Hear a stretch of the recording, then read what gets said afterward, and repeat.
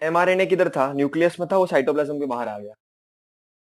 सो ये सेल है, ये न्यूक्लियस है, तुम्हारा एमआरएनए बन गया। एमआरएनए में बहुत सारे न्यूक्लियोटाइड्स होंगे ना बच्चों, thousands of chain. Now this was formed in nucleus. Now this is nucleus. Now this comes out of nucleus.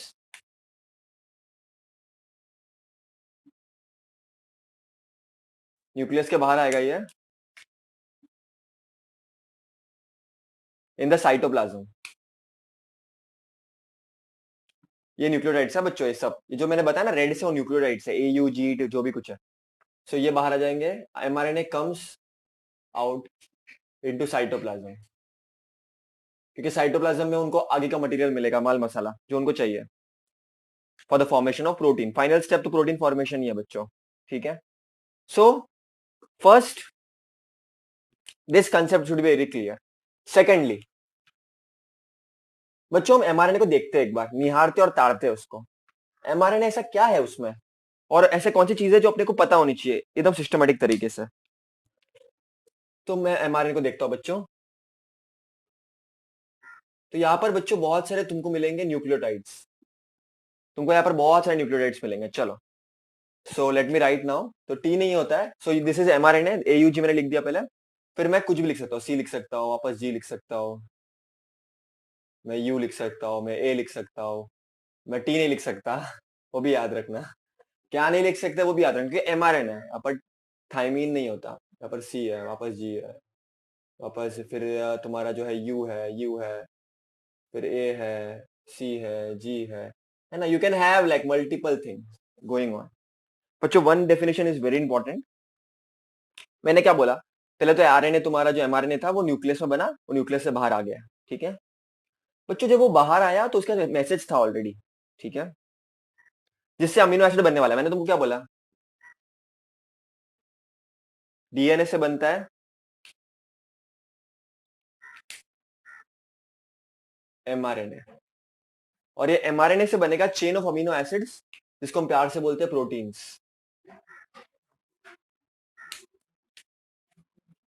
तो हमने लास्ट लेक्चर में बच्चों ट्रांसक्रिप्शन देख लिया। ट्रांसक्रिप्शन क्या होता है?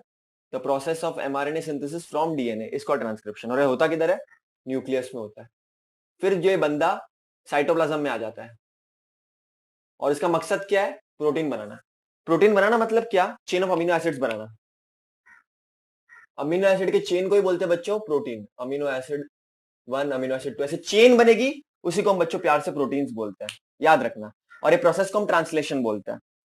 तो अब जब एमआरएनए आया है बच्चों, तो एमआरएनए अपने साथ में मैसेज लेकर आया है डीएनए का, जो कि मेन प्रिंसिपल है तुम्हारा, ठीक है। तो अब होता क्या है? तो बच्चों यहाँ पर जो एमआरएनए है, वहां पर बहुत सारे न्यूक्लियोटाइड्स हैं। और बच्चों जो मैं अब बताने वाला हूँ बहुत इंपॉर्टेंट है। ये 3 न्यूक्लियोटाइड जो रहता है बच्चों, 1 2 3, 1 2 3, 1 2 3, 1 2 1 2 3, 1 2 3। इसको इधर में डाल देता हूं, लेट्स से ए। ये तीनों भी न्यूक्लियोटाइड्स है ना बच्चों, याद रखना, मैं बताता हूं। ये 3 ग्रुप, न्यूक्लियोटाइड के जो ग्रुप है ऑफ 3, उसको हम बोलते हैं बच्चों कोडॉन, ट्रिपलेट कोडॉन। बेसिकली है क्या? तो एक ग्रुप ऑफ 3 न्यूक्लियोटाइड्स है। What I will say, what I will say, the code for, the code for each amino acid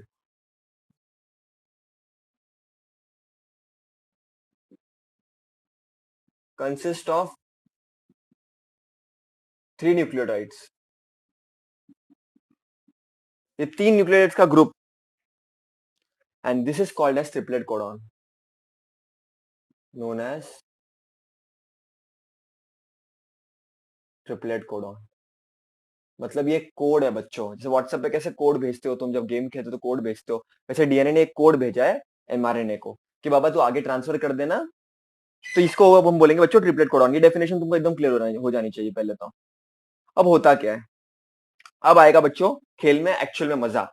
क्योंकि अब किरदार आएंगे अलग अलग, अलग अलग किरदार तुम्हारे सामने आएंगे अब। ठीक है, जैसे कि क्या क्या, तो बच्चों देखना, राइबोसोम आएगा। ये होता है राइबोसोम, इसको हम बोलते हैं बच्चों राइबोसोम। राइबोसोम क्या करता है? प्रोटीन सिंथेसिस में हेल्प करता है। ऐसे समझना। देखो बच्चों, हमने एमआरएनए पढ़ लिया। आरएनए तीन टाइप के होता है, टीआरएनए, आरआरएनए, और एक जो अपन ऑलरेडी पढ़ रखा है एमआरएनए।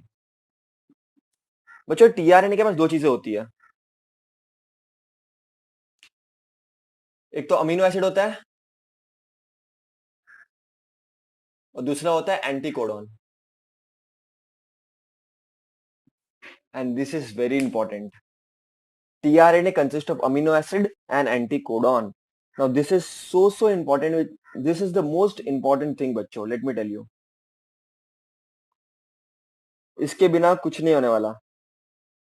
ठीक है, this is very important, very important. Now what this means is, let me explain you all.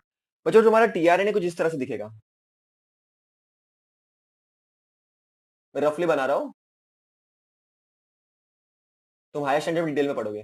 यहाँ पर तुम्हारा अमीनो एसिड होता है, यहाँ पर तुम्हारा अमीनो एसिड होता है, और यहाँ पर बच्चों एंटीकोडॉन होता है। तो होगा क्या, ये कोडॉन है,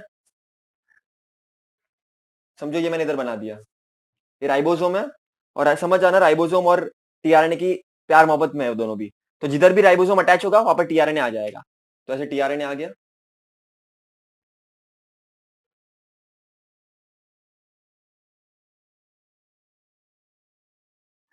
यहाँ पर अमीनो एसिड है। ठीक है, ये अमीनो एसिड है, और यहाँ पर क्या है तुम्हारा एंटीकोडॉन है। बच्चों याद रखना मेरी बात अच्छी तरह से, ये कोडॉन और ये एंटीकोडॉन, मैंने क्या बोला, ये एंटीकोडॉन है। एक पर्टिकुलर चाबी में, एक पर्टिकुलर ताले में एक पर्टिकुलर चाबी जाती है। तो देखो बच्चों होगा क्या, तुम्हारे बॉडी में देयर 20 अमीनो एसिड्स, मतलब there are 20 group, total 20 amino acids which are there, triplet. और ये कंट्रीब्यूशन 20 अमीनो एसिड होता है, उसकी डिस्कवरी का क्रेडिट जाता है बच्चों, मैं ये भी बता देता हूँ तुमको को, हर गोबिंद खुराना, इंडियन है ये, इनको इसके लिए बहुत बड़े प्राइजेस मिले, नोबेल प्राइजेस भी मिला है बच्चों, हर गोबिंद खुराना। बट ये बहुत इंपॉर्टेंट है, बहुत इंपॉर्टेंट है ऑब्जेक्टिव, हर गोबिंद खुराना। अच्छा ठीक है, इनकी बात अपन ने कर ली। अब मुद्दा क्या है यहाँ पर, देखो बच्चों, ये हाथ है, ये दोनों बैठ गए आपस में, क्योंकि ये हाथ मेरा है बच्चों, किसी और का हाथ होगा तो ये प्रॉपरली अटैच नहीं होगा। वैसे अगर ये कोडॉन है तो ये एंटी कोडॉन है, दोनों बाइंड कर गए, तो ये कोडॉन एंटी कोडॉन बाइंड करेंगे आपस में, और ये क्या बोलेगा, अच्छा अच्छा डीएनए ने मैसेज दिया है, डीएनए ने खत दिया है, तो एंटी कोडॉन बोलेगा अच्छा अच्छा डीएनए को ये चाहिए, तो एंटी कोडॉन वो पर्टिकुलर टाइप का अमीनो एसिड निकालेगा। ट्राई टू अंडरस्टैंड बच्चों, this is very simple and very interesting. कोई पर्टिकुलर ताले में पर्टिकुलर चाबी जाती है, वैसे ही बच्चों ये कोडॉन एमआरएनए ने नहीं, डीएनए ने भेजे बच्चों, डीएनए ने एमआरएनए पे कोड करके भेजे कि भाई आगे जाके तू संदेशा पहुंचा देना। तो ये कोडॉन और एंटीकोडॉन आपस में बाइंड करेंगे, दिस विल बाइंड टुगेदर। और भाई कोडॉन क्या बोलेगा, भाई एंटीकोडॉन दोनों बाइंड कर लेते हैं अपन, और अब तो थोड़ा सा भाई अमीनो एसिड निकाल देना क्योंकि बॉडी को जरूरत है। ओके, तो ये कोडॉन बाइंड करेगा एंटीकोडॉन के साथ, और एंटीकोडॉन बोलेगा अच्छा ये वाला कोडॉन है, तो ये वाला अमीनो एसिड निकालो, बराबर के नहीं, तो वो वाला अमीनो एसिड निकल जाएगा, और ये वाला जो है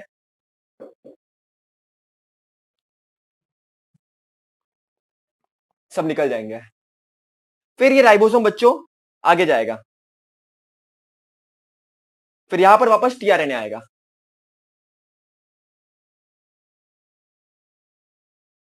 और यहां पर वापस एंटीकोडॉन होगा, कोडॉन एंटीकोडॉन बाइंड करेंगे, और यहाँ पर अमीनो एसिड भी होगा बच्चों।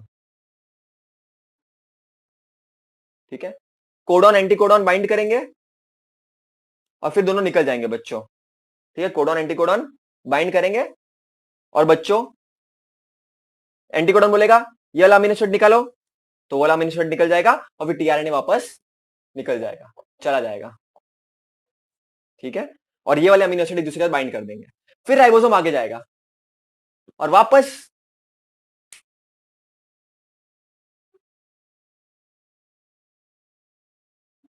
कोडॉन एंटीकोडॉन बाइंड करेंगे और बोलेंगे भाई अच्छा ये वाला कोडॉन भेजा डीएनए ने, अच्छा भैया ये वाला अमीनो एसिड निकाल दो अभी, तो नया अमीनो एसिड निकलेगा और इस तरह चेन निकलेगा अमीनो एसिड के।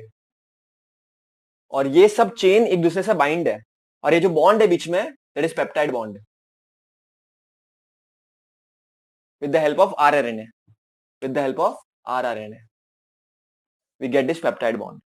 और ये चेन ऑफ अमीनो एसिड को तो हम बोलते हैं प्रोटीन बच्चों, ये चेन ऑफ अमीनो एसिड को हम क्या बोलते हैं, प्रोटीन बोलते हैं ना। और ये जो मूवमेंट है राइबोसोम का, ये राइबोसोम जो मूव कर रहा है बच्चों, ध्यान देना, मैं लिख देता हूं इधर बच्चों, बहुत इंपॉर्टेंट है, मैं इधर लिख देता हूं, ribosome keeps on moving, ribosome keeps on moving from one end of RNA, from one end of mRNA, sorry, मतलब एक एंड से दूसरे एंड पे मूव कर रही है ना भाई, ये पहले इधर थी, इधर थी, इधर थी, तो ये राइबोसोम मूव कर रहा बच्चों। So the ribosome keeps on moving from one end of mRNA to the other and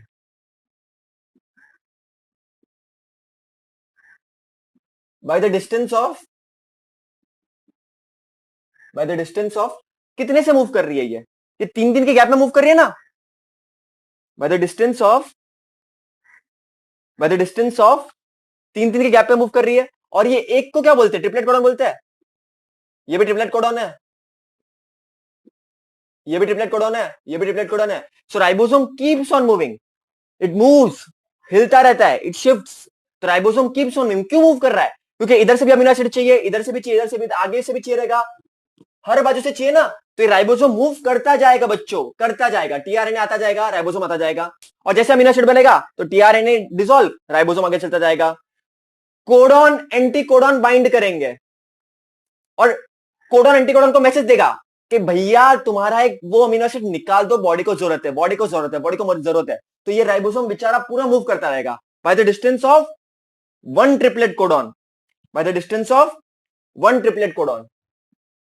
ये कंसेप्ट बहुत इंपॉर्टेंट है और इस प्रॉपर्टी को हम बोलते हैं बच्चों, या इस मूवमेंट को हम बोलते हैं बच्चों, very important name, very very important name, extremely important, translocation. इस प्रॉपर्टी को हम बोलते हैं ट्रांसलोकेशन। लोकेशन क्यों, क्योंकि इट मूव्स, लोकेट कर रहा है अपने आप को। ट्रांस मतलब ट्रांसलेशन में हेल्प कर रहा है ये, एक्चुअल में हो क्या रही है, ट्रांसलेशन प्रोसेस है ये। What is this, the process of protein synthesis from mRNA. TRNA के पास है क्या है, एंटी कोडॉन है, और उसके पास कॉम्प्लीमेंट्री सीक्वेंस है कोडॉन के साथ। बच्चों क्या है टीआरएनए के पास, टीआरएनए के पास एंटी कोडॉन है, tRNA has anti codon having a complementary sequence,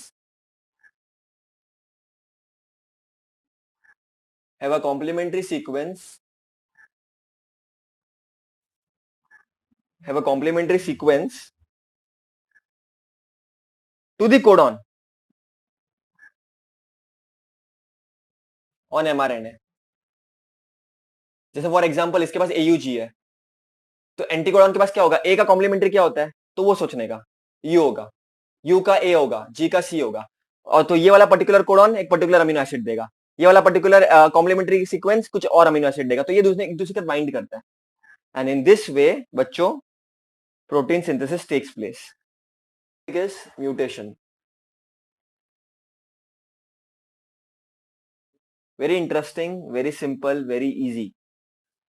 बच्चों म्यूटेशन क्या होता है बेसिकली, तो देखो अपने को पता है parents to offsprings genetic transfer होता है, लेकिन कभी कभी क्या होता है बच्चों, कोई सीक्वेंस है, ठीक है, फॉर एग्जांपल कोई सीक्वेंस है,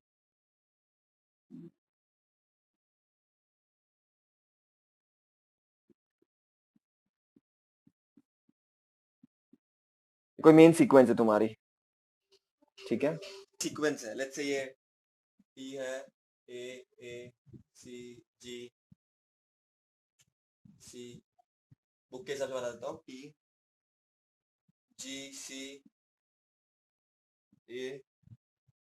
TGCAGGNT।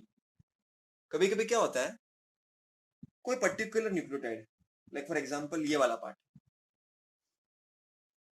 इसको रिप्लेस कर देता है, बाकी पूरा सेम रहेगा लेकिन इसको अपने रिप्लेस कर दिया किसी और से, किसी और न्यूक्लियोटाइड से रिप्लेस कर दिया। लेट्स से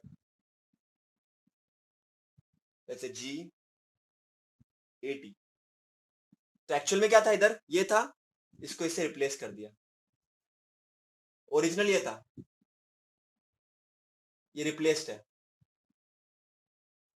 तो तुम बोलोगे भैया क्या बोल रहे हो, रिप्लेस कर दिया तो क्या ही बड़ी बात है। लेकिन बच्चों ये स्मॉल स्मॉल चेंजेस भी बड़े बड़े चेंजेस ला सकता है, ठीक है। सो पहली बात तो, any nucleotide of the gene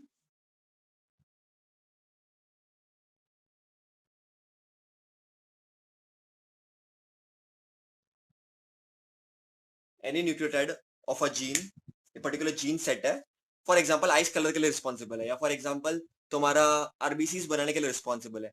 any nucleotide of a gene changes its position,